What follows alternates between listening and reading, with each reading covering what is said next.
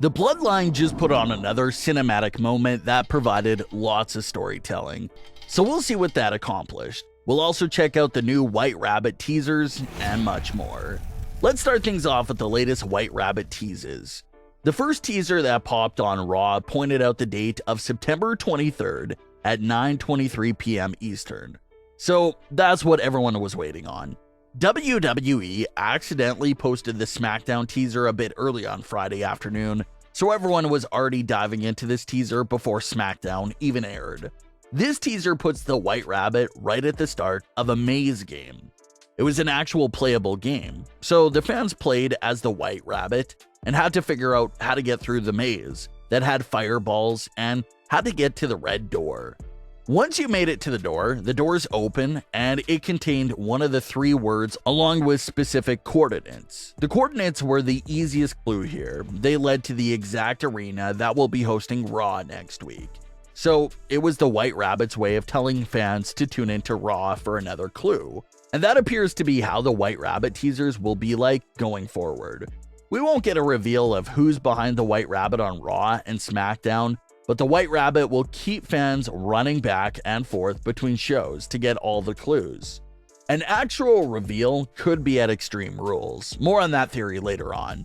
But fans quickly discovered that you had to play the maze game multiple times to really get the complete teaser. One of the words that popped up at the end of the game, along with the coordinates, is the word patricide, which is the act of eliminating one's own father. Fans have dug up an old FCW promo where Bray Wyatt goes in depth about the act of patricide, and that's also the same promo where he says, "Come with me." So the similarities and connections between these teasers and Bray Wyatt just continues to get stronger by the day. There's an even deeper fan theory out there about patricide, and it's the connection to the city hosting Raw. The September 26th edition of Raw is taking place at Rogers Place, located in Edmonton, Alberta, Canada. Someone from that same area named Robert Raymond Cook was once charged with patricide way back in 1959. So that's maybe a connection, or once again, just another insane coincidence. Another great detail by WWE, while all the fans in Salt Lake City were inside the venue for SmackDown, WWE was putting White Rabbit flyers on the windshield of the cars parked outside in the parking lot. So when fans returned to their cars, they found this mysterious paper that had the White Rabbit and coordinates on it. So again, just another genius idea in the marketing for this mystery, placing flyers of the White Rabbit right outside the venue, but couldn't be seen since everyone was inside. Another thing fans were paying close attention to was the exact time of 9:23. That's the time that the Raw teaser told us to pay attention to. So, what happened at that time? So right at 9:23, Karrion Kross was right into the ring with Drew McIntyre in this submission hold, right before the show went to commercial. Then, during that commercial break, the White Rabbit song played inside the venue at Salt Lake City. And telling by the fan-recorded footage from when the song was playing, it definitely seems like more fans are becoming aware that it could be Bray Wyatt. When the stage lights turned red close to the end of the song, the crowd popped. So it just seems like more and more fans are catching on to what the White Rabbit could possibly be. Another situation that could be a reach and coincidence was what happened with Karrion Kross and Scarlett. After Drew's challenge to an Extreme Rules strap match, Kross said that the match is exactly what we wanted. Of course, the "we" is meant to refer to him and Scarlett, but fans wonder if there could be an even deeper message behind the usage of "we" that includes Bray Wyatt. But again, that is a bit of a reach. Then you had Scarlett with the throwing of the fireball. That's another thing that fans tried connecting to Bray Wyatt because of how Alexa Bliss used to throw a lot of fire herself during her dark era.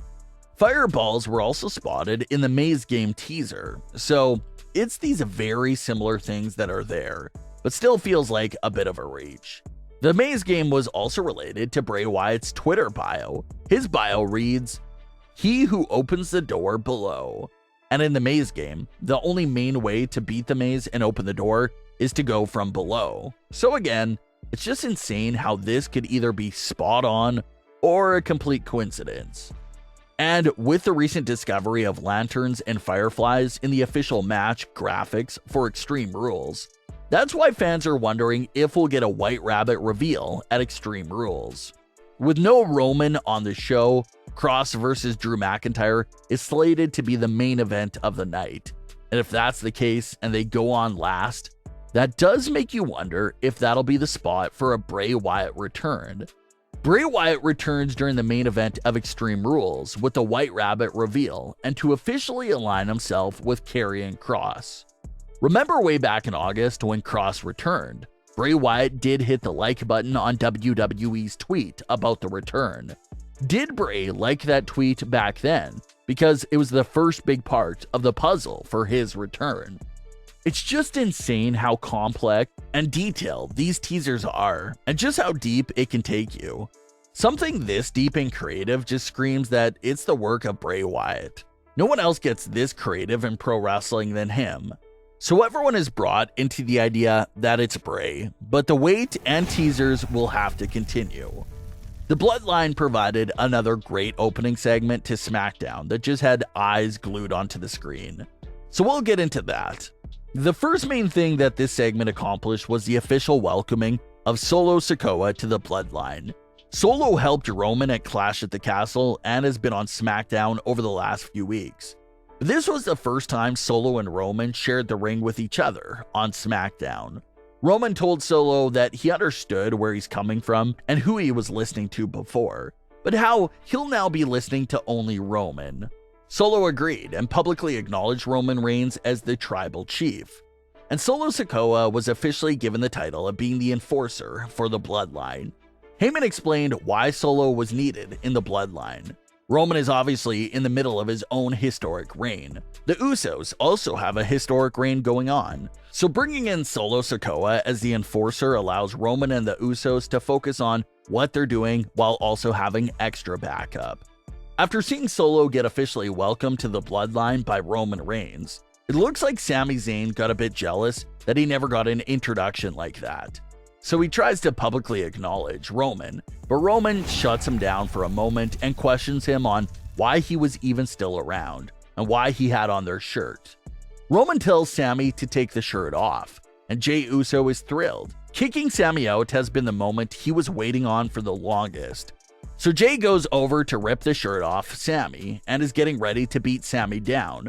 But Roman throws a curveball and hands Sami Zayn a brand new official honorary Uso shirt for Sami, and everyone is excited except Jey Uso.